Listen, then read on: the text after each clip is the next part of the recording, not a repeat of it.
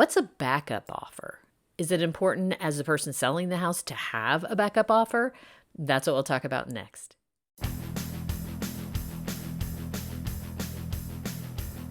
Hi, I'm Kelly Vandever. I'm a real estate agent in the Atlanta, Georgia area with Keller Williams, North Atlanta. As a person selling a house, should you have a backup offer? Is that a good strategy? If you have multiple offers on your house, especially in today's market where it's pretty common, then yes, it's in your best interest to have a backup offer. So what is a backup offer?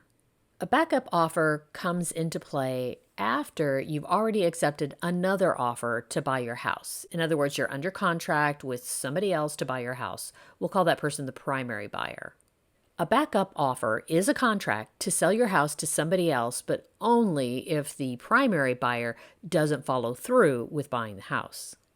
If the primary buyer backs out, either because they change their mind or they can't get the financing or you can't reach an agreement about repairs, whatever the reason, if the primary buyer backs out, then the person with the backup offer steps forward to become the primary buyer and they have agreed to buy the house.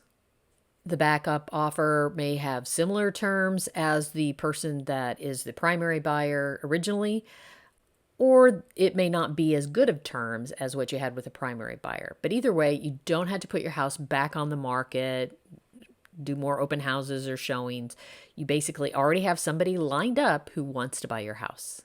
You might be thinking, but if I had multiple offers, do I have to sign a contract for a backup offer? Can't I just go back to those other offers I had? No, remember, they do expire on a certain date and time. So if you don't accept them within that time frame, they're no longer valid. Your agent could conceivably go back to those people that had made an offer on the house and see if they're still interested. But having a backup offer in place is just going to save a lot of hassle and headaches right away. After all, you had multiple offers, you have people interested in your house. Get that backup offer signed when everybody's hot and heavy and ready to buy that house. Now, that's not to say that the person that has that signed backup offer can't change their mind. They can terminate that backup offer agreement at any time prior to being notified that they are the primary buyer. But what I've seen, and especially in this market, chances are that buyer hasn't found another house they like better. So they'll be eager to follow through on that backup contract and buy your house. All right, so we've talked about your obligations after you go under contract, making your house available for the home inspection, making it available for the appraisal, and what kind of things to expect after the inspection is done, after the appraisal is done. Now, there are some other obligations you have as a person selling your house, and we'll talk about those in the next few videos.